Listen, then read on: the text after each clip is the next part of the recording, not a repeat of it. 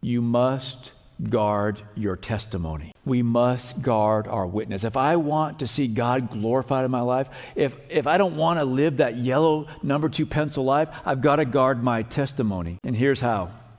I'm going to give you 3 things. I must guard my testimony.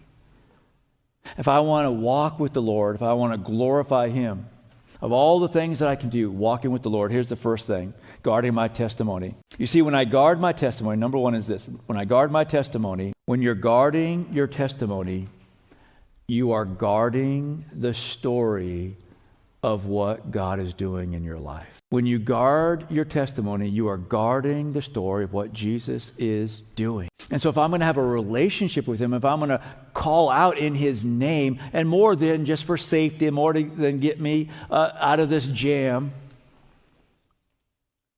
I have to realize when I guard my testimony, when I guard my witness, I am protecting the story of Jesus working in my life. The world can debate my doctrine, but it can never deny my transformed life. And protecting my witness becomes the megaphone of the gospel in your life. When you protect your testimony, it becomes the megaphone, not your doctrine, not your theology, not how smart or clever you are, but when you protect your testimony, that's the megaphone of the gospel. Number 2 is this. Your righteous living does not mean you're perfect. God knows we'll never be perfect on this side of eternity. But consistency confirms Christ's reality in my life. A consistent walk with the Lord. You see, a character that stays steady is a message that stays sharp.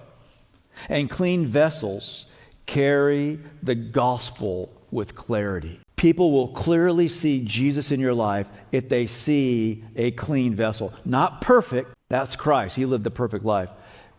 But nobody wants to drink out of a filthy cup. Number 3 is this. Your daily choices will preach louder than any sermon. You see, when I watch my walk, I amplify His truth. That's where God gets the glory. That's where I drop the number 2 pencil and I go for the greater gift. If you go for the bike, you're going to go a lot farther with God than with the number 2 pencil. But my daily choices will preach louder than any sermon. Guarding my testimony is guarding the glory and the honor of the one who saved my life. Guarding the testimony of your life honors and glorifies the one who saved your life. And so there's no special formula, there's no magic bullet. It's a very simple thing. Guarding the testimony with your life. You know, the shepherds, they were guarding their sheep. And I suppose God, He could have had His angels appear to a bunch of Roman soldiers. He could have had them appear to a legion of soldiers. But He had them appear that night to shepherds. They were humble, but there's something else about the shepherds. They knew what to guard, when to guard it, and how to guard it. They knew how to guard. They knew when to guard. They knew where to guard. And He gives this beautiful message, this proclamation, the birth of the Messiah, to people who are faithful in guarding. What are you guarding with your life?